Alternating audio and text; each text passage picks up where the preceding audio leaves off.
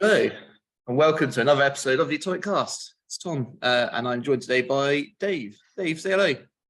Hi. Hi. This is Dave. Dave, do you want to take a second to introduce yourself a second? Kind of, who are you? Why are you here? What are you up to? Well, my name's David Farmer. I've been playing SBG for a little while, since first tournament was in 2015. Languished in mediocrity for years. The reason I'm on the podcast now is because I'm currently top of the league. And I've managed to improve a lot over the years, and Tom wanted to talk about that. So you've answered my first question immediately. When did you start playing SBG, Dave? It was 2015, Tom. Was it? Wow. Yeah, my first tournament was a tournament called Westfold Carnival. No, not Westfold Carnival, sorry. Oh, that was the one that replaced it. It was the one that used to be hosted in North London in Finchley in a little scout hut. It was run by Damien Grantham and Longbottom Carnival. That was it. And it was a staple of the old 100-pointer circuit up until about 2016 when they weren't able to run it anymore. So I think I went to the last one. It had lots of silly scenarios. It was a good time. I got pressured into coming to it by Ali, who wanted a mate to come to tournaments with him. So he wanted me to drive him to tournaments, I think. And that is what he said when we had him on last year, to be fair. Is that right? Yeah. Yeah. Well, that's kind of the basis of his networking, I think. But yeah, so I came along to that, ran some Rivendell at the time, wasn't very good army then. Still isn't that great now, I don't think. And I think I went 3-3 with it. I basically lost 3 times day one, and then dropped into the level where suddenly you start matching up with people with bonkers lists that just rocked up to have a jolly, and yeah, had a great time. Although I didn't do super well, and I felt like a bit of an outsider, but I decided to double down and buy a new army, which was Mordor. And then I've played 4 tournaments every year since then, every season since then, much more recently. But when I was at uni, I could only really afford a few. So Mordor smacks me as the typical farmer experience. I feel like every time I see it pop up, there's some form of Mordor involved. Be it Mordor and Isengard, Mordor and Harad, Mordor and a Shelob. Yeah, true. It's the army list which probably has the best. It's not the best army. I wouldn't necessarily say it needs to be pure, but in Evil, it's got wonderful alliances. It's got the best units in the game, which are the Ringwraiths. Or at least, I mean, they're not objectively the best, but I think they're some of the best value you can get in any profile. Particularly the Witch King, but any Ringwraith is great value. Moran and Orcs are astonishingly good value, and they combine so well with Black Numenorians. But I mean, everything in the list is solid.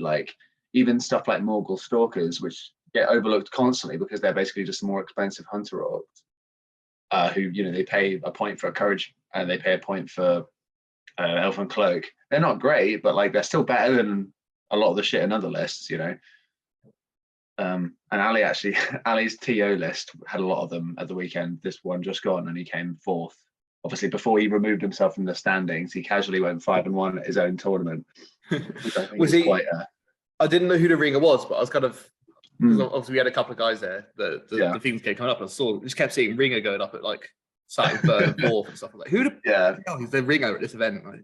Yeah, no, it was Ali, and he was playing competitively, because the thing is, especially once you've ended up at the top end, it's well, you can't really just throw games at that point by playing casually, because it's you've got yourself into this mess. You now have to play seriously. I think it was when he was playing Ed Bull's Black Riders contest, round 4, and it was you need to now. It was really close. He lost, but it was he was this close to tabling him and getting the win anyway. And I was that's very close to 6-0 at your own event. Yeah. So all sorts. Great event. Honestly, I really enjoyed it. But that was City of Kings, if anyone didn't know. Oh yeah, sorry, should have said that. No, it's all right. Which was 765. Yeah, 765, and it was Ali's custom scenarios set up. So it was basically all the worst scenarios. Well, and a couple of the other ones modified slightly to make them fairer in his personal eyes. So that's basically his like him like subtweeting the rules writers, being like, I think it should be like this, you know. So shame Jay didn't go. Oh well, yeah, exactly. That was actually one of the questions on the pub quiz. It was like every former GBHL champion is currently competing at this event, and it was like it was a true or false question, and the answer was false because Jay Clare wasn't there. I think the Golems Gamers guy is going to have Ali on to have a chat about how it all went and stuff. Quiz him, yeah. Well, I was happy with my result. I came second, so it didn't actually improve my league score, which is a very new thing for me. This is the first time I've ever come second at an event and not improved my score, because I already have 2 firsts and 2 seconds. And it was extremely close. I didn't lose any games, but because of the format again, because Jakob in the final round had done well in 5 rounds, and I just got a draw in round 5 against Rawson, I was stuck. Basically, even if I had 12-0'd him, I would have been 1 point behind going in, and it was upsetting because I was millimeters from beating Rawson as well. I needed to kill 1 more model on the final turn, or kill his leader, or even wound his leader, and I would have won the tournament because the final round would have been the same. But you know, this is actually an important thing. Like, it doesn't. All you can do is put yourself in a position to win. You can't make it happen. Like, that's the best way to get into that position is to consistently pick a strong army. You know, it sounds obvious, but like, you know, a strong army, and have a good idea of how to use it. Obviously, like, that helps. And then, you know, don't make any major errors. And even then, you might end up falling short. But like, I don't think I made any major errors over the weekend, and I still didn't win. It's not like it's a guarantee. There's always dice involved. But yeah, it was really, really enjoyable. And playing against, like, I mean, a lot of people took a bonkers list to it, like all hero stuff, because of the format. Like, there weren't any of the really numbers heavy scenarios. So Jakob was taking he had like Fellowship / Misty Mountains / Radagast Alliance type thing. It was the Guahir, Radagast, Aragorn, Boromir, Legolas, and a Wood Elf Sentinel. And that was a tough game, but once you start killing them, it becomes a bit easier. It's it was looking like I was trying to work out, because I was going to be going to it, and I was trying to work out what would work. So I made my list, and I started reading through the scenarios, and just absolutely no idea. That's always So, because the thing is, because it's like kind of partway between 700 and 800, the logic is like, you know, as you alluded to earlier, Serpent Horde and Mordor is kind of my current go-to with double casters. So I take the Shadow Lord and the Witch King, which is an obvious combination, because once you have the Witch King, the second Wraith there's only a couple that make sense, and the Shadow Lord is kind of the best all-rounder, because if you do run into, like, I ran into Bert's Assault on the Helm's Deep, for example, although it was at a scenario where I didn't end up needing the Shadow Lord to be an anti-shooting, but if we'd been playing in a different scenario, yeah, having the anti-shooting is critical, because otherwise those ballistas are going to be a pain in the ass. But yeah, that option to like nullify opponents throwing weapons and things is just really critical. So once you've got those two, you've got Suladan, who's the 6-inch banner. It means your battle line just outgrinds almost everything. Like, even Easterling, like Dragon Emperor lines, you can do okay into, because you've got strength 4 and they don't, and you've got re-rolling ones potentially if you've got your army bonus. So the choice then, once I've got my 700-point Masters list, and then I've got my 800-point Gates of Gondolin list. The 765 is kind of, I can't take something out of my 800 because it just wouldn't work. But also adding something that actually makes it better to the 700 was kind of challenging. So what I opted to do in the end was take Guritz as my 4th hero. Mike Caddy seemed like a good idea. And also just someone who has a 2-handed weapon, someone who has extra might to just force kills on, like, because obviously the magic makes it easier to say, like, all right, Dane, all right, you know, Boromir, come here. Once you've got them there, it's like, okay, but I've only got 2 guys with strength 4. Like, yeah, they've got a lot of dice, but if they're against D7 stuff, you know, that was like, it felt like a problem-solving moment. Looking at the list and saying, like, right, what scenarios do we have? We had Recon and we had Maelstrom, which means that Guritz already is getting value from his rule. And adding numbers is just good anyway. But I mean, numbers only added 2 models. But Gurits, the Might. It was basically between that and adding a Fell Beast to my Witch King, and I don't really rate the Fell Beast, to be honest. The Witch King does everything you need on horse, and the Fell Beast is kind of demanding attention in a way, demanding that you do aggressive moves with your leader, which is a little bit of a questionable prospect in my mind. I've seen a few people put the Shadow Lord on the Fell Beast in that combination instead. Yeah, so the list, as I build it, so I know everyone memes about it being Ash Walker's list, and I agree, like it's funny and everything, but like the list as I build it with those 3 heroes, most inspired by Neil McLaughlin, who doesn't turn up that much because he has a job that means he's not in a consistent place. But I beat him in the final round of Scarring of Cheshire 2021, and he had that list with a Witch King on Fell Beast, Shadow Lord on horse. He had fewer numbers, but like actually it felt like a really strong combination to me at that time with Suladan. And so I was just about able to beat him, but I remember thinking like that was really close, could have gone either way. And sort of mentally, like the double caster plus Suladan is a really strong combo. With the right pilot, it's just hard to go wrong in my mind. So yeah, that's all part of it, like taking the right list. I know like Lake Town is really popular at the moment, and part of the reason for that is it gives you basically everything that you want apart from a really strong grinding battle line. Like, and arguably it does have that, but the D4 means that if you have a crappy turn, or if the master gets deactivated for a turn, which is, by the way, the first thing I do every time I face that list is try and get the master to do nothing all game. Get his will off so Braga can't get free ones, transfix him so he can't use his rule, and then suddenly you're grinding D6 and strength 4 versus D4. It doesn't matter about the numbers. You're getting rerolls. They're not. When you win, you're killing. When they win, they maybe kill, but it's not very likely. And then you just have to nullify whichever hero that they have going for them. Because you're an advocate of that list, right? Because you get tons of might, and you can have basically whatever you want on top of it. Yes, I like it at the lower points. So it's become a bit of a joke fairly locally, where I never play events more than 600 points. That's mainly because I also have a job that works weekends. So I really struggle to get away to 2-day events. So a lot of the 1-day events are at low points. So at the low points, there isn't much that stops the master as effectively as that, which is quite nice. But yes, I was looking at it for City of Kings. I had the same kind of problem-solving session as you had with Gurits, where I had Saruman and Lake Town, and I was like, well, that's great. I can shut down a hero, but I can't kill it. So that led me to bring in Dwalin. Dwalin, okay. My brain was saying Guahir, the usual. Well, I tried Guahir, but I found he was too susceptible to then dying next turn, or two attacks basic is a little shaky.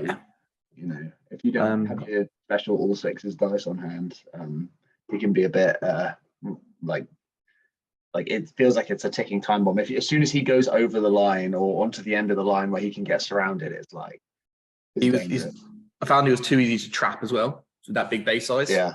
So what I would say is Saruman combines well with him because of Sorcerer's Blast. Yes. But I was not I don't use magic, so I was trying to learn magic and Guahir at the same time. And I did that. I don't get as many games as I once did, because all of my friends have abandoned me. That's unfortunate. So, not all, but yeah. Wow. So that list combo. So I played against GBHL using something really similar. He had Saruman, he had Guahir as his 2 added additions. And a Lake Town captain, which is like the unusual part. I was like, ooh, Lake Town captain, spicy. One of them too. But then you can also do I also played John Partridge, who had the Guahir and a Galadriel and Elves variety. So he had a banner, and no, I don't think he did have a banner actually. That's the Jakob list. He's run that a few times this year. Yeah, Jakob run that at Preston, and it was solid. It obviously the scenario is a big thing for that one. Yeah, it's hard to deal well with, like, as an opposition. Like I basically, this is why I was glad I took Guritz in the end, because I ended up with a large pile of might, more than I would have had. Without that, I would have struggled, because like those lists, I mean, they get like 14 might plus potential freebies off of Braga. You know, I will admit I got fairly lucky against Jay. Like there was a moment where oh, he rolled really badly with his Braga. Then he needed to, when he had 3 might left, he was dangerously out mighting me. This was like, I just run out of might fully, and he had 3 on Braga, 1 on the Master, and 3 on Guahir, or 2 on Guahir, I think, actually. And it was, oh, and 1 or 2 on Saruman as well. So I'm like massively in a hole here. Like, yeah, it's Contest of Champions, and I've got 6 on my champion, he's got 0. So I'm feeling pretty good, but like, I can't be out of might, because then he's got free reign to do whatever he wants. But then basically, Guritz and Moranen are fighting Braga and a guy and 2 supports. I then roll a 6 and he rolls a 3 high. Obviously, the Master's been switched off for this one. So it's like, do you want to spend, or maybe it was a 4 high or something. And he was like, do you want to spend 2 might for the roll off? And he was like, no, not really. And then I went and did 2 wounds to him. And then he rolled a 1 on his fate. So he had to spend all the might on keeping Braga alive anyway. So it was like, little things like that really made it easier. Because like, I think I would have won anyway, but it would have been really close, I think, because Saruman is actually able to pick up kills while he's on horse. You know, and then, you know, all sorts, just about managed to transfix. He managed to deny me the triple kills. He managed to rack up 3 kills on Saruman right at the end. But yeah, it was a tough one. Like I had to spend, basically I felt like I had to spend might calling Heroic Resolve with the Witch King, because basically the Ali's version of Contest of Champions you could declare a champion, and it had to be part of the same faction unless you were Green Alliance. So I was able to declare Suladan as my champion, whereas Jay had been playing basically Saruman as his leader, even though he had Guahir, because he felt like in 5 of the 6 scenarios, Saruman is an excellent leader. And then in contest, he can still do a job. He's not great, but he can do a job. So I had my Witch King behind the lines doing resolve, helping Suladan basically not get transfixed out of the game, which ended up being a good idea. And I still made a few mistakes, like I accidentally charged a guy in with Suladan, which let him blast him, and Suladan got dismounted without being able to resist, which is a rookie mistake. But Sorceress Blast is like one of my blind spots, because you don't see wizards that often. I see a lot of wraiths, but wizards are a little bit less common, like, you know, Saruman and Gandalf basically. So, you know, that's something I need to start writing that down. Every time I face Saruman or Gandalf, I like underline it. Sorceress Blast, don't be a muppet.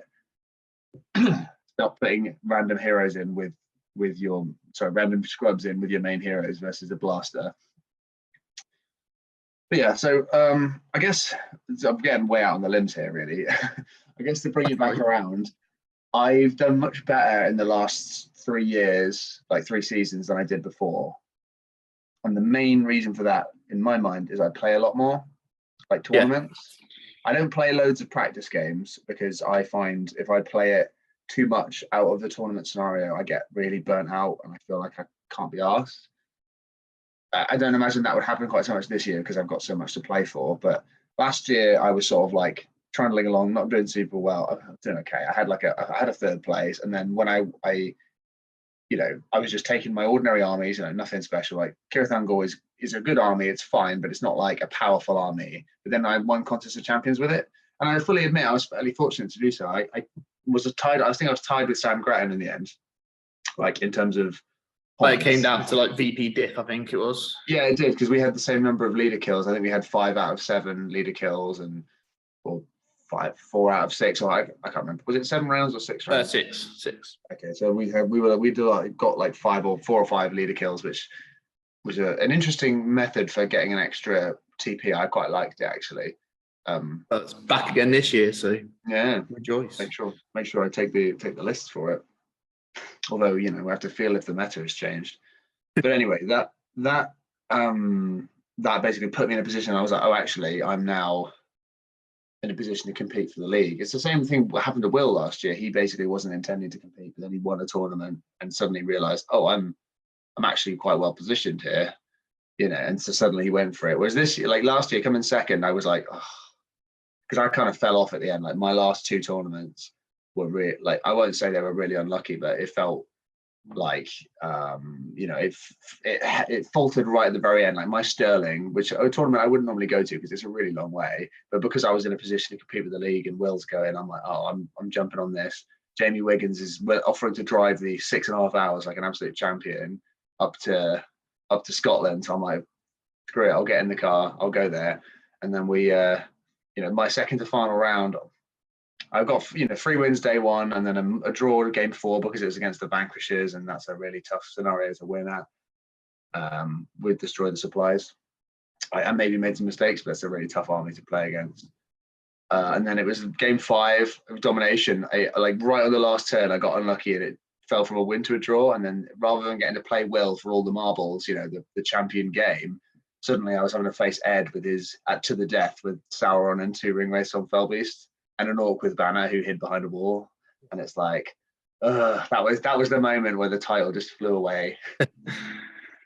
I think it was must have been Into the West last year where we got a win there. You got second, didn't you? I came second and Jay came third with his Bears like 2 days after the Bears came out. Sus. But yeah. That was a good event. I enjoyed that. That was when you rolled out the old Lake Town and Thorin for the first time, wasn't it? Yes, I took it back again this year. Came 5th with it this year, so. Yeah, well, I mean, you were a trendsetter this year. I remember looking around. I was playing Danny, who was using exactly that list. After playing Zahir, who was using exactly that list. And I looked around on the top table, and I could see Jakob, who had the same list, and I could see, I think it was like 5 of the top 8 tables had. Obviously, they weren't all playing because there was that good v evil kind of semi-good v evil format. But like of the top 8 players, I think I saw 5 Lake Towns plus X. Not all of them had Thorin. I think Jakob had Legolas and a Sentinel. There was 4 Lake Town Thorins in the top 10. Yeah, I mean, that tells you what you need to know, right? The thing is, though, I don't think it's unbeatable. Oh, no. But I think lost games at both of them. I really think you need to plan for 450 because that is very powerful. Because it's like 37 models, isn't it? When you start, and when you start explaining to people, you're like, Braga's going to call 3 heroics, then Thorin's going to call 3 heroics, then then Alfred's going to start giving might back to people as well. They're like, what? I was writing it down at one point. My highlight was 21 might spent in a game. Crumbs. At 450. That's a lot. I mean, like that's a lot at any points level, but at 450 it's a little bit overwhelming when most armies have between 5 and 8 might, and 8 would be a lot normally. I can't remember who it was I was playing against, but it was a Assault and Loth, and they left one of the heroes exposed. So Thorin got into him like turn 2 and deaded it, and then it was like, right, cool, you beast. Druzag was exposed. Druzag died, and then it was kind of like, well, what you gonna do? What have you got? Yeah. Because even if they then bat and spider Thorin, you strike up to 10, which isn't that unlikely, and suddenly you just kill one of them and it's over. You kill the bat, and suddenly they've got nothing anymore. And that was when and then Braga. I didn't need the Masters might to do the banners and stuff at that point so I just kind of had Alfred give Braga more might and started calling heroic combats with him too, and was just having a great time. I mean, 3 heroic combats of Braga, 3 heroic combats of Thorin, off we go. That was a good time. It's the kind of list that needs to be like planned against. Like there are. This is something that comes into it. If you want to try and win tournaments, obviously you can't guarantee it. And at small points, actually, there's so many variables, it becomes way harder. Got a postman at the door. I'm just going to pop out a second. Sure. Sorry, mate. I'll pause. All right. Sorry about that, lads. I got a pass. It was very exciting. Thanks, Luke. He's probably watching this as well. So, yeah. Cast in the middle. Right. Lake Town Thorin at low points things. Understanding what kind of things you might be coming up against when you get to the higher tables and things is one of the big things. Knowing that you're going into low points, you're kind of expecting to see something like Lake Town are everywhere at the moment at low points in particular. It's a meta read thing. Yeah. And then I think one of the things one of our old friends used to talk about was if you're knowing what's good at 400 points or 600 points and taking that is one thing, but then knowing how to beat what's good at 600 points is how you then start to become really good. Yeah. I think 600 points and below is, I think maybe you could stretch up to 650, although, don't know. 600 points and below definitely, though, is where you start feeling like there is a little bit of a rock, paper, scissors thing occurs there, where like no one list is like going to beat everything.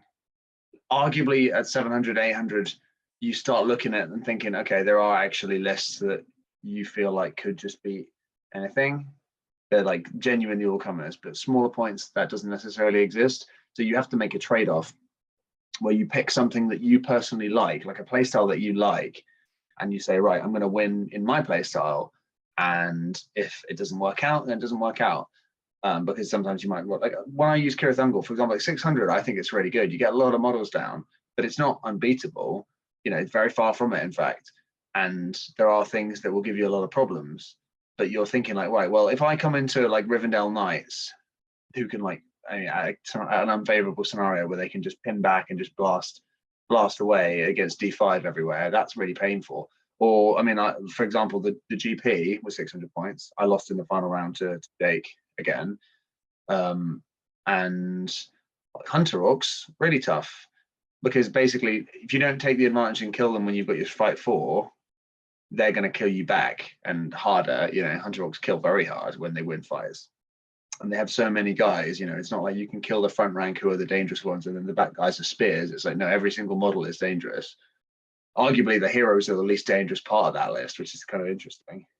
You want to kill Lake Town for fun at low points, take Hunter Orcs. It's yeah, exactly. Yeah, they slaughter them. Or like, this is an interesting one actually. So talking about meta reads, thinking about like beating Lake Town, especially at small points, I was thinking like Gothmog is a great choice because he's got fight 5. He gets +1 to wound, so he wounds him on 3s. And if you're hanging out near a Thorin who's doing his business, Gothmog also gets to do his business. You know, 3 heroic combats, Gothmog wounding Lake Towners on 3s. You have Morannons with D6, meaning that you kill them on 3, even though they win better than you with the fight 4. You know, they need 3s. They need 6s to wound you. You need 3s to wound them back when you're next to Gothmog. You know, stuff like this. You got to think outside the box, especially at smaller points. And that, or you might just say, well, I reckon I back myself to be able to beat Lake Town. You know, I got battered by Army of Gothmog into Leicestershire. It's a tough list. I mean, you don't even need to take the Army of Gothmog either. You just need Gothmog himself. It was a recon, and we were just like, oh yeah.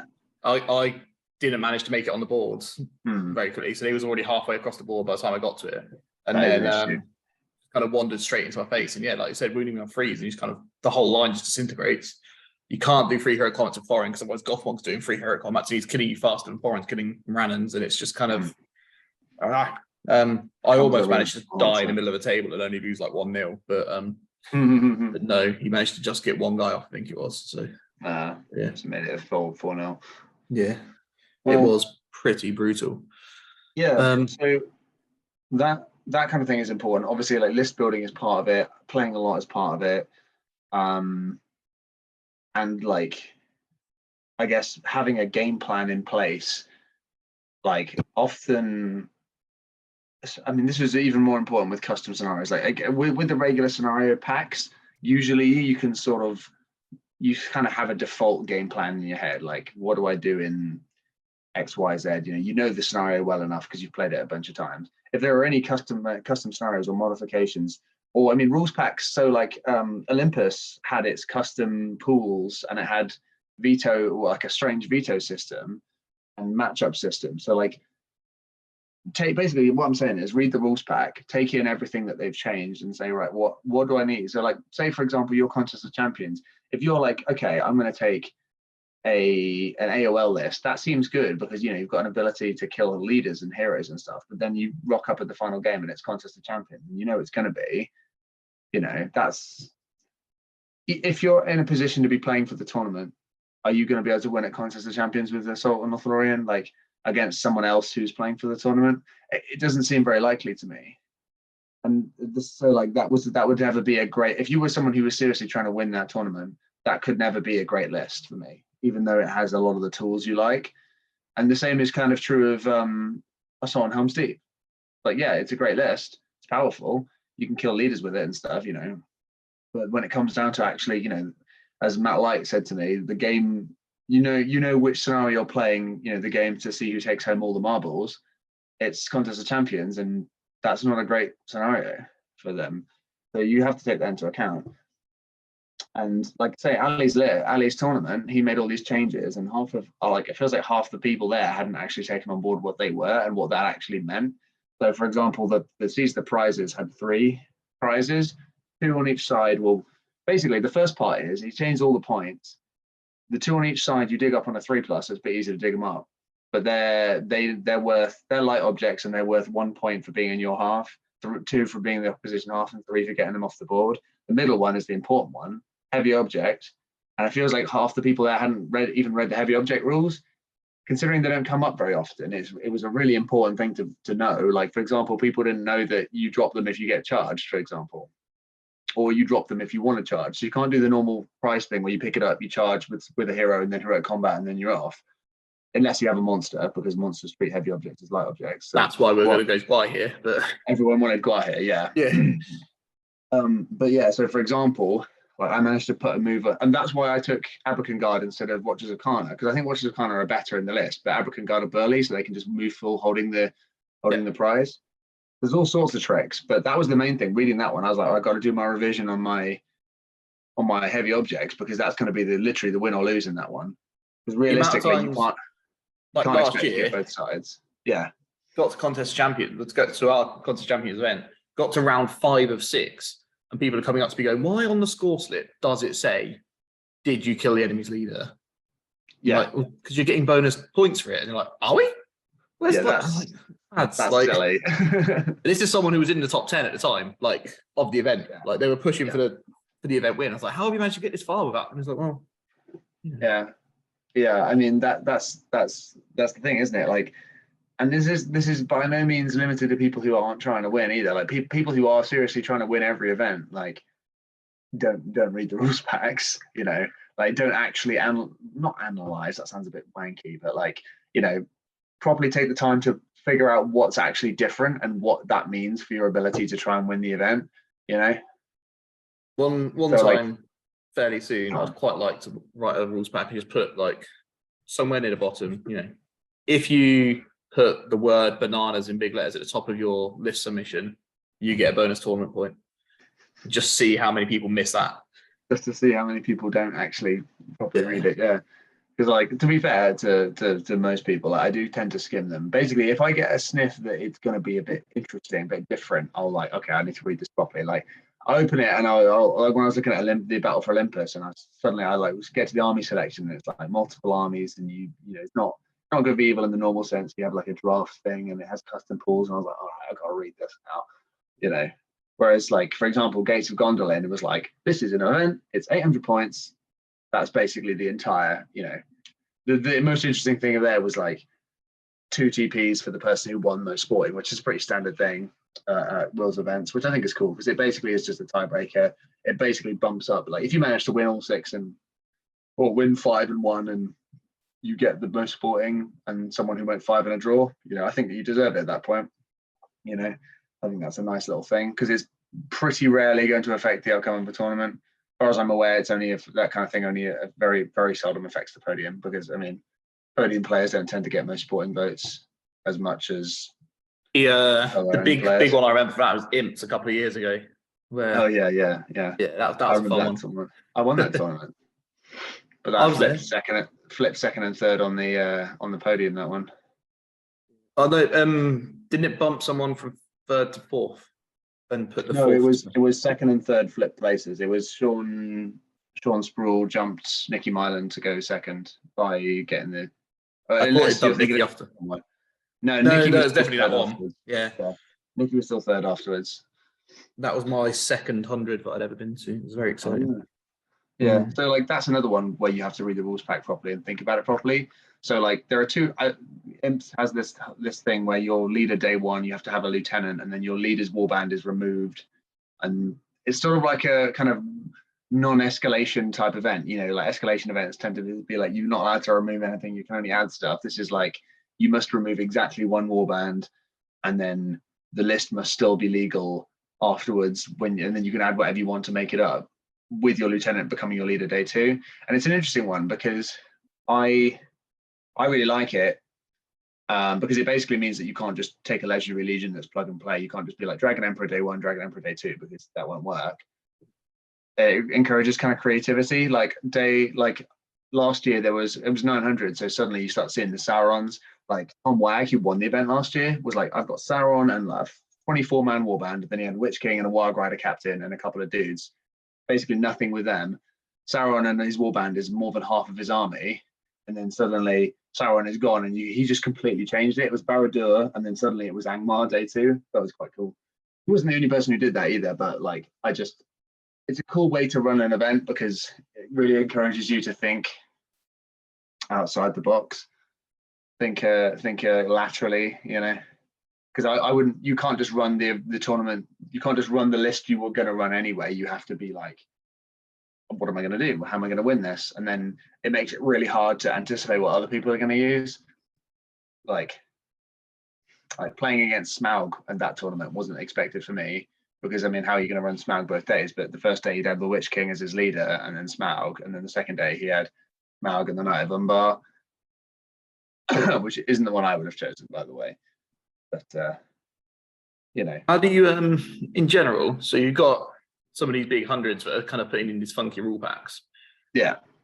Going forward, would you like to see hundreds stay as kind of funky rules packs and a little, just a little bit of extra kind of challenge involved in that side of things, or would you rather they went to a more kind of like pure? This is the match play guide. Is how we're meant to play the game.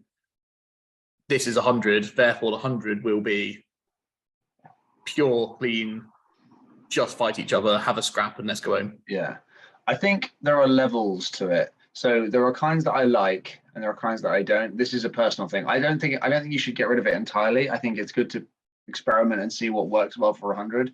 So there is the Irish one, the Dublin one, next month in June. That one has a rule on like you're allowed to give special rules to an unnamed hero under a certain points level. I think it's unnamed heroes under 95 points who aren't magic casters. You can give them 3 special rules and allow them to have an extra heroic. I think it's like you can give them march, strike, or defense or something like that, which is an interesting idea, and it allows for, I think it's a cool idea, but I think that's the kind of thing that is way too many variables for 100 personally. Although again, that's a personal preference, and I don't think it's wrong for people to like that sort of thing. And I really like it more on like the limitations on list building, or putting in variants. So like having a veto one, or you run it like Will ran the GP, and I think Mark Kempster's Blister event is like this as well. You have like a Swiss day 1 and then knockout day 2 for the top 8 with a scenario veto pool kind of thing. Because I don't think veto should be used all the time, but like sometimes, yeah. And I think it's really important that the tournaments don't feel all the same, because then you end up like grinding the meta into the ground. If you have tournaments like Ali's this weekend where everything is different, the scenarios are slightly modified, you allow people to run things that haven't been meta for a while. Like All Hero hasn't been meta for a long time, basically not since the match play guide, because there are too many scenarios that are just how horrible for them. Like command the battlefield. It's like, great, you've got 6 models, congrats, you can't command anything. It just doesn't work. Whereas now, like Ali's like, right, okay, we're not playing any scenarios that objectively favor heavy numbers. And suddenly they're like, right, so there are 2 all hero lists on the podium. People who've been waiting, Jakob and Ivan both came on the podium, and both of them are, enthusiasts of the all hero lists. So they really want to use it. So that basically changes the game. So people who are like, well, I want to use the Lake Town soup, suddenly they realize, well, the things that make the Lake Town soup so dominant actually don't necessarily apply here. And it's still a solid list. Like my list wasn't dominant, but it was still solid. Like I was never going to be, it wasn't like I was dominating every scenario or anything in the way that I felt like every game Ivan was wandering over after about an hour, like, how you getting on? And he's already finished his game, because I think he had Saruman, Lady of Light, Guahir, I think Radio and Eagle, and then like I think he had Theodred and Gamling. and it's like, so he's just absolutely pounded people into the mud. Oh, so no, he didn't have Gwahi, he had Boromir, and that was it. So he was just absolutely like destroying people. 50 million might. Yeah, imagine having only 18 might. What an embarrassment. Better make sure you have gambling so you can never run out. But like that's the kind of thing that keeps the game fresh. Before the match play guide existed, we had TOs would kind of come up with their own, and before they even expanded the scenario pool, because originally, there were these 6 scenarios in the book, and one of them was basically just whole ground, and there was the high ground, which was basically just whole ground too, but with different deployment and a weird rule about shooting. So it wasn't really it wasn't a great variety of scenarios. And then they added 6 more, 7 more, because they ditched the high ground because it was crap.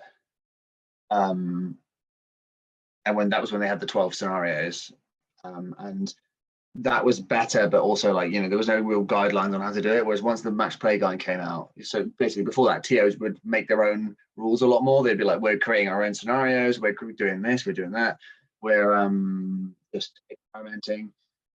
And it was the hobby was a lot smaller back then in this country anyway, and it was growing into its skin a little bit. And now we've got the match play guide. There's a real temptation, if you're you don't want to rock the boat, you don't want to try something too wacky, because if people don't like it, you're going to be get a bad reputation potentially. So it does end up with a lot of cookie cutter events. And don't get me wrong, I like them. I like they exist. I think they should be approaching half. I would say if half the 100 pointers are completely vanilla, different points levels, but completely vanilla, 6 or 7 games, we're using the match play guide, bish bash bosh, that's perfect for me. And then every other one you have it's City of Kings, it's really small points, and you have the special secret mission system, or you've got Lord of the Imps with the different list building setup, or you've got a really competitive Battle for Olympus, where you've got these this custom pools and scenario vetoes, and the veto playing into which army matchup you're using and all that stuff. So it's really it's a fascinating mix, and that would be my preference. I think I quite like a pure simple tournament, but that's mainly because I don't have. Well, actually, that's a lie. I was about to say I don't have a million armies, but I actually do. But it's one of those where I don't know how to use a million armies. I've got them, but I'm terrible with all of them. So I quite like I've got this one thing that I like to work. So I like to be able to go to a few. But then that's there's a bit for everyone, isn't there? Yeah. No one's going to all of them. No, I mean, anticipating how the meta changes with the nerfs and buffs in, well, not normally buffs, but nerfs in the FAQs is big as well. It's reasonable to suspect that Army of Lake Town might be getting something nerfed in the next FAQ. Whether or not that means you can't just use them as an ally in a lot of good lists remains to be seen. I think AOL, Loth is probably getting something changed. I think the what I keep hearing around is people thinking you're going to have to take Orc heroes in equal numbers to your Goblin heroes, because the list is described as an Orc army attacking Lothlorien, where the Goblins show up. Whereas when you watch it, you're like, oh hey, it's 2 Orcs. It's Musgur and the guy who followed him around with the banner, and then it's a Goblin army. Which is fair enough. If that was the intention, that was the intention. I don't think it's going to be bad, but I think it will be worse. I've been trying to run it locally in a couple of we've got a little casual league here, and I accidentally brought an entire warband with Musgur Hawks, and it's just terrible. They just die. I like them, but I agree. Having an Orc Spearman is nice, because it means that when you have a fight 7 Glorfindel or a fight 6 Aragorn or whatever, and you put you have a bat in there and you put an Orc Spearman behind your Goblin, it's oh, sorry mate, we're the same now, you and I. I agree. They've all got pits as well, so they can go up to strength 4 and things. And strength 4 +1 to wound. Now I've got some line breakers. This is quite nice. Yeah, but, exactly. They're not worthless, but I do see they're not necessary. I think if you had to have more Orc heroes, people would run them. But I think Son of Lothlorien was a kind of, for me, it was a meta break. It was okay, so we're seeing you know, Assault on Helm's Deep being super duper dominant, and we were seeing like Corsairs with crossbow spam being dominant, and shooting lists and anti-shooting lists with the meta. And now Assault on Loth is a shooting list, but it's also an anti-shooting list, and it basically broke the stranglehold of Assault on Helm's Deep. I felt like when it came out, it was like, okay, that list now so for example, my go-to for this was the ETC in 2022 in Cork.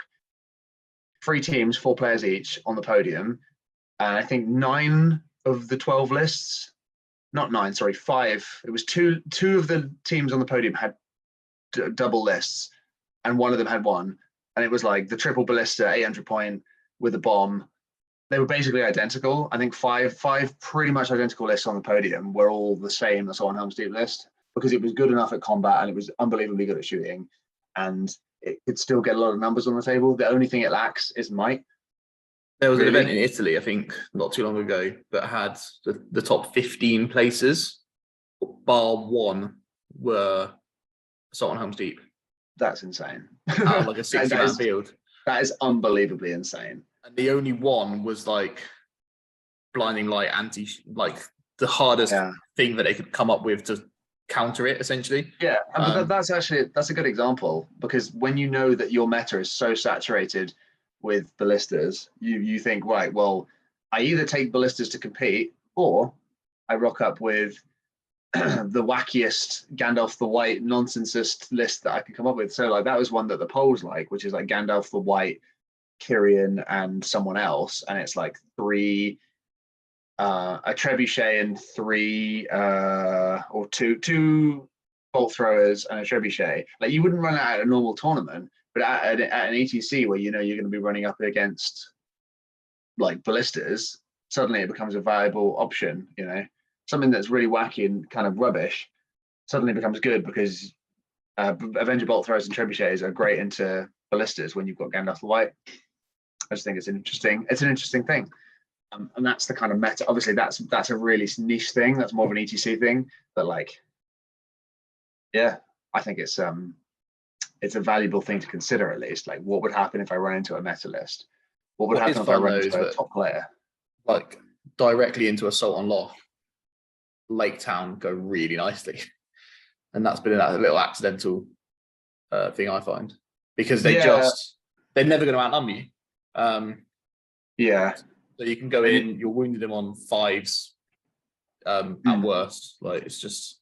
Yeah, I played that matchup as the Assault on Loth side. Me and Jakob's game at Preston was that, and you're like, they get the blinding light up, but that means you can move it. Essentially, you know, it's like the negative way of spinning is like, oh, they've got blinding light on Galadriel, but then suddenly you're like, oh, hey, my goblins can move and shoot without penalty. You know, suddenly it's you know, I was talking lower pure Lake Town type situations, but true, yeah. And also like Assault on Loth kind of falls away a little bit below about 500, I think, because it's decent and like the rules are good, but like that's where you really feel the lack of like either the lack of numbers or the lack of tricks. There's also a distinct lack of good targets for their tricks. Find. Yeah, or like there is one good target, but like at that point, if you're playing 90 points for Druzag, you know, he's an expensive model, and if you want to take a spider or two, but then suddenly that's like, okay, that's like almost a third of your army at 450. If you want a bat and a spider, you know, just one of each, that's a big investment. And if they then die, Druzag is an expensive guy who doesn't do a whole lot, you know. Although he does have Fury for himself. That little thing. His monster fury does affect himself at least, which means that he won't. Goblins, you can at least do stand fast, even if they aren't affected by fury. But you know, I agree with you. Like Lake Town is much stronger at smaller points. It's strong at every point, but like at smaller points, the numbers it makes the odds really good in your favor. How do you feel about survivors, by the way? Pardon? How do you feel about survivors compared I've to never touched them. Yeah. They're the high point kings, aren't they? That's the. Well, this is the thing. I remember them being like, not too long ago, it felt like at 800 points survivors had everything that you'd want, but now it really doesn't feel that way. And I feel like the existence of the Dragon Emperor is what's done that, because the Dragon Emperor is really the king of that kind of situation where you've got a big, you know, a big Chad walking around giving everyone a buff.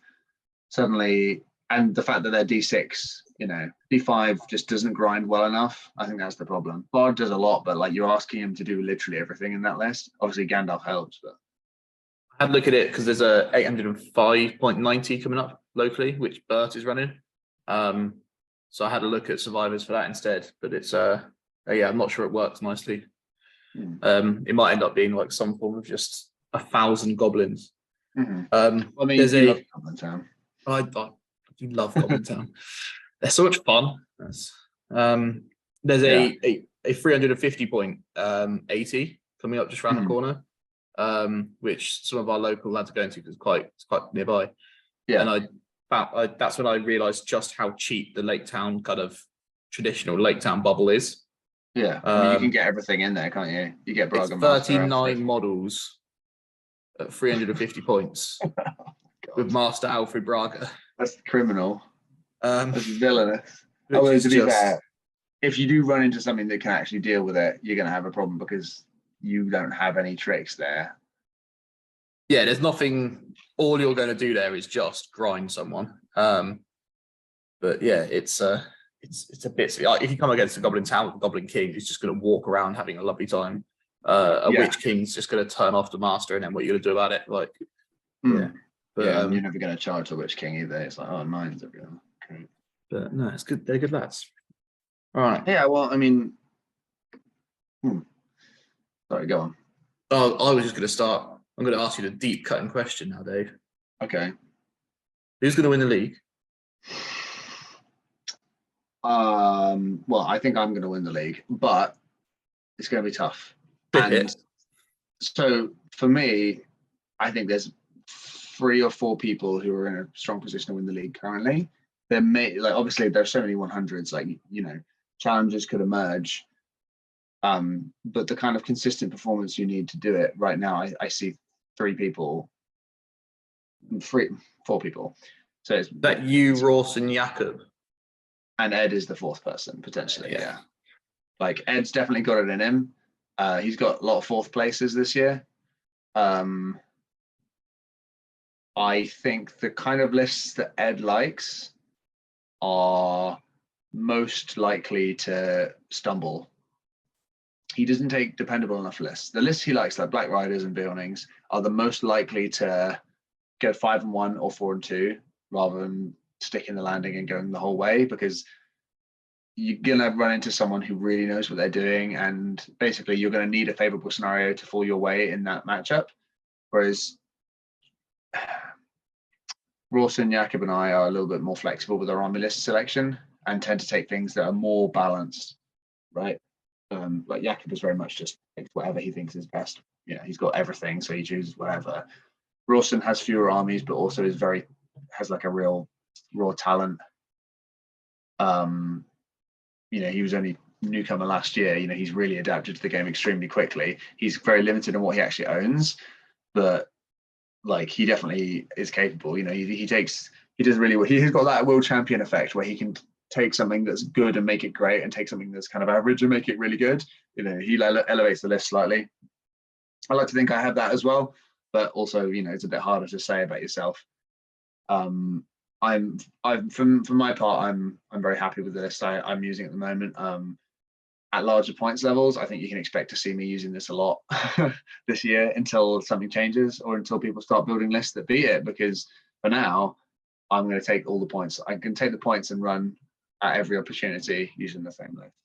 But if I don't say I think I'm going to win, then who am I, right? Like, that's what I'm going for. That's my goal. If I don't finish, you know, well, yeah, I came second last year. I got to improve. My 2 goals for this year are win 4 100s, get that perfect 4-0-0, and win the league. That's my goal. I mean, you'd hope they kind of getting the 400 leads into itself, right? Leads into a new league. Is it just Jay and Ed that have done it before? Yeah, but I mean, they did it in the same year. So Ed, although they have, I think there was also another year where it happened. I think Ed won the league with a 400 in a year where that wouldn't happen, but he also came second with 400. Like, it can happen. I'm pretty sure the year where they both got 400, I think, like, it came down to their 6th score diff or something like that. I think it came down to the fact that Jay had a 90 as his 6th or 7th score, and Ed had like an 89. It was like a 3rd versus a 4th. So that's the kind of thing. We have more people who can win tournaments. That year, it really felt like the league belonged to those guys, right? They were the only ones who were winning in any serious capacity.